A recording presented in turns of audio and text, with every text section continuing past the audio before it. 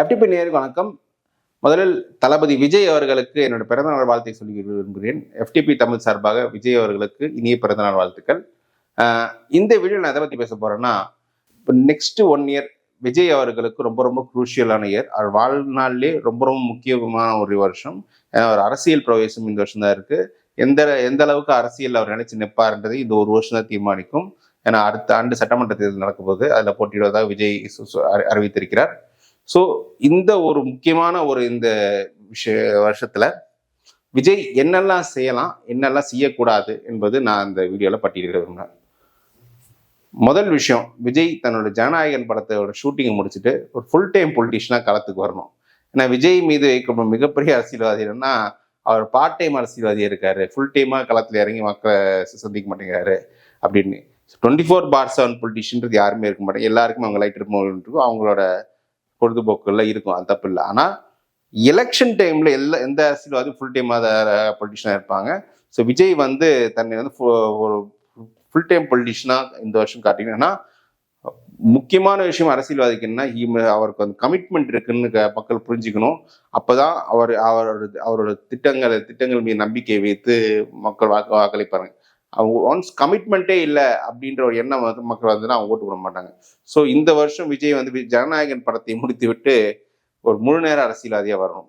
So முழு நேர அரசியல்வாதி வரணுன்ற போது இப்போ தாவேக்காவோட இன்டர் பார்ட்டி ஆக்டிவிட்டீஸ்ல ரொம்பவே அவர் ஃபுல் ஆக்டிவா பார்ட்டிசிபேட் பண்ணணும். முக்கியமா கட்சி சம்பந்தப்பட்ட முடிவுகளை அவர் தான் எடுக்கணும். தாவேக்காவோட பெரிய மைனஸ் என்னன்னா, விஜயை தவிர மற்றவங்க எல்லாரும் அந்த கட்சியில பேசிக்கிட்டு இருக்காங்க. புசி ஆனந்த் ஒரு ஸ்டாண்ட் எடுக்கிறாரு, ஜானு ஆரோக்கியசாமி ஸ்டாண்ட் எடுத்துட்டு ஒரு ஸ்டாண்ட் எடுத்து சொல்றாங்க, ஆதவ அர்ஜுனா அவன் சொல்றாரு இந்த மீடியால. இதெல்லாம் பிரசாந்த் கிஷோர் சொல்றதா ஒரு தியரிஸ் வரும். இதெல்லாம் அவாய்ட் பண்ணிட்டு விஜய் மஸ்ட் கால் தி ஷாட்ஸ். ஏன்னா தாவேக்காக்கு ஓட்டுன்றது விஜய்க்கு வர ஓட்டு, விஜயோட தலைமைக்கு வர ஓட்டு தான். விஜய் தான் தாவேக்காவோட யூஎஸ்பி. விஜய்க்கு வர ஓட்டு தான் அந்த கட்சிக்கு வர ஓட்டு. விஜயை தவிர மற்றவங்க யாருக்கும் பெருசா ஒரு ஓட்டு கிடையாது. அதெல்லாம் ஒத்த ஓட்டு தான் அவங்களுக்கு இருக்கு. அவங்களால ஒரு 10 ஓட்டு கொண்டு வர முடியாது. விஜய் இல்லைன்னா அந்த மற்றவங்க எல்லாமே பூஜ்ஜியம். அந்த பூஜ்ஜியங்கிற பக்கத்துல அந்த விஜய்ன்ற நம்பர் 1 இருந்தா மட்டும்தான் அவங்க வேல்யூ. அப்படி இருக்கும் விஜய் மஸ்ட் கால் த ஷாட்ஸ். அவர் தான் ஒரு டிசிஷன்ஸ் எடுக்கிற மாதிரி ஒரு தோற்றத்தை கொடுக்கணும். இப்போ அந்த தோற்றம் இல்லை. இதே விஜய் தலைமை மீது பல கேள்விகளும் அன்சர்டன்டியும் ஏற்படுத்துது. முக்கியமா அந்த 2ஆம் கட்டத்தில் இருக்கு ஆதவ அர்ஜுனா போன்றவங்க நீங்க பேசாதீங்க, நான் பேசுறேன்னு சொல்லிட்டு விஜய் தன்னுடைய பிளான்ஸை நான் வெளிப்படுத்தணும். நிறைய ப்ரெஸ்ஸை சந்திக்கணும், மீட்டிங்ஸ் பொதுக்கூட்டங்கள் நிறைய போடணும், மக்களை நிறைய சந்திக்கணும், இதெல்லாம் பண்ணணும். 2வது இதுக்கு அடுத்து ஒரு pan Tamil Nadu outreach Vijay plan பண்ணணும். இப்போ 2015 திமுக சார்பாக ஸ்டாலின் அவர்கள் நமக்கு நாம என்ற ஒரு பயணம் 234 தொகுதி போனார். அது அவருக்கு பலன் கொடுத்தது. ஓரளவுக்கு அந்த கட்சி பெர்ஃபார்மன்ஸ் இம்ப்ரூவ் ஆச்சு. ராகுல் காந்தி இந்தியா முழுக்க பாரத் ஜோடோ யாத்திரான்னு போனார். இது அவருக்கு ஒரு பலன் கொடுத்தது. இது அவருக்கு அந்த மாதிரி ஒரு பேன் தமிழ்நாடு அவுட்ரீச் ஒன்று கொடுக்கணும். அந்த அவுட்ரீச் கொடுக்கும்போது நான் ஏற்கனவே அந்த முதல் பாயிண்ட் சொல்லியிருந்தேன், அவரோட கமிட்மெண்ட். இவர் கமிட்மெண்ட் மீது எந்த கேள்வியும் வராது. இவர் ஃபுல் டைம் பொலிட்டிஷியன், மக்கள் நம்பி இவர் அரசியல்ல கொஞ்சம் ஈடுபாடு இருக்காருன்னு சொல்லி இவர் ஓட்டு போட்டா என்ன தப்புன்னு சொல்லி மக்கள் மெல்ல மெல்ல வருவாங்க, அவர் நோக்கிறாங்க. விஜய்க்கு இருக்க அட்வான்டேஜ் என்னன்னா, அவர் எல்லாருக்குமே பொதுவான ஒரு நடிகராக இருந்திருக்காரு. குறிப்பிட்ட செக்ஷனுக்குன்னு இல்லை. அவர் ரசிகர்கள் எல்லா ஜாதியிலும் இருக்காங்க, எல்லா மதத்திலயும் இருக்காங்க, எல்லா கட்சியிலும் இருக்காங்க. அப்படின் போது எல்லாருக்கும் பொதுவான நடிகராக வர்றாரு. ஒரு காஸ்டியூட்டல் இமேஜ் அவருக்கு இருக்கு. அப்படின்றதால அவர் ஈஸியா மக்கள் அக்செப்ட் பண்ணிடுவாங்க. ஒன்ஸ் அவர் முழு ஈடுபாடோட நான் அரசியல் இருக்கேன் அப்படின்ற ப்ரூவ் பண்ணிட்டாலே மக்கள் ஈஸியா அவருக்கு அக்செப்ட் பண்ணி ஓட்டு போட்டுருவாங்க. 4வது முக்கியமான விஷயம் அவரோட அரசியல் நிலைப்பாட்டை இன்னும் கிளாரிஃபை பண்ணணும்.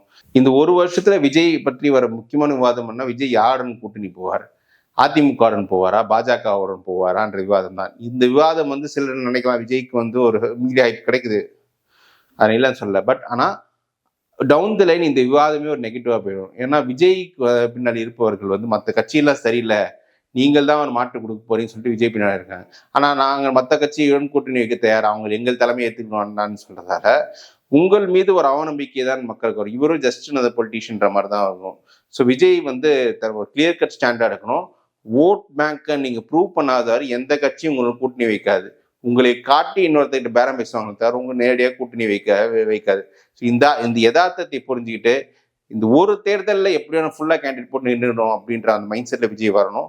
அதுதான் இப்ப செய்யக்கூடாத ஒரு விஷயம் என்னன்னா, இப்ப நான் ஏற்கனவே சொன்ன மாதிரி நான் வந்து கூட்டணி போறேன் அப்படின்னு சொல்லிட்டு ஒரு பின்பத்தை உருவாக்கிட்டு இந்த கூட்டணிக்கு முயற்சிப்பதே ஒரு தவறு. அதிமுக இப்போ அதிமுக கூட்டணிக்கு விஜய் முயற்சிக்கிறான்னு சொல்றாங்க. விஜய் பின்னால் இருப்பவர்கள் விஜய் சிஎம் ஆக்கணும்னு நினைக்கிறவங்க. இவங்க போய் எடப்பாடி சிஎம்மா எப்படி எடுத்துப்பாங்க? அது ஒரு பெரிய மைனஸ். ஸோ ஃபர்ஸ்ட் வந்து அவர் வந்து இந்த கூட்டணி போறேன் அப்படின்னு பின்பத்தையே கிரியேட் பண்ணக்கூடாது. யார் என்னுடைய தலைமையை ஏற்றுக்கிட்டு வந்தாவாங்க இல்லாட்டி வராம போங்க அப்படின்னு அவர் கிளியர் பண்ணணும். இன்னொன்று வந்து என்னன்னா, ஒரு சில இஷ்யூஸை பார்த்து ஐடென்டிஃபை பண்ணணும். பரந்தூர் ஏர்போர்ட்ல விஜய் பார்ட்டிசிபேட் பண்ணது வந்து நிஜமாலே அவருக்கு வந்து பல எலிட் செக்ஷன்ஸ் மத்தியில் அவருக்கு ஒரு எதிர்ப்பு வந்துருச்சு. என்னங்க இப்போ இவ்வளோ முக்கியமான ஏர்போர்ட்டை வேணாம்னு சொல்றாருன்னு. ஸோ அந்த மாதிரி இஷ்யூஸை பார்த்து ரியாக்ட் பண்ணணும். அவர் வந்து மோர் ப்ரோ டெவலப்மெண்ட்டாக காமிச்சாதான் யங்ஸ்டர்ஸ் மத்தியில் ஒரு நிறைய ஒரு ஒரு இன்ட்ராக்ஷன் ஏற்படுத்தும். அந்த ப்ரோ டெவலப்மெண்ட் இமேஜ் வந்து அவர் ரொம்ப ரொம்ப முக்கியம்.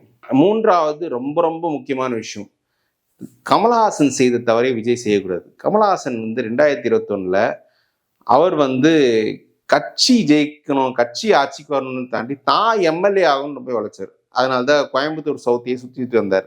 ஆனா விஜய் வந்து அந்த மாதிரி ஒரு ஸ்டாண்ட் எடுக்காம போட்டியிடணும். அதே சமயம் 21 தேர்தலில் போட்டியிடணும்.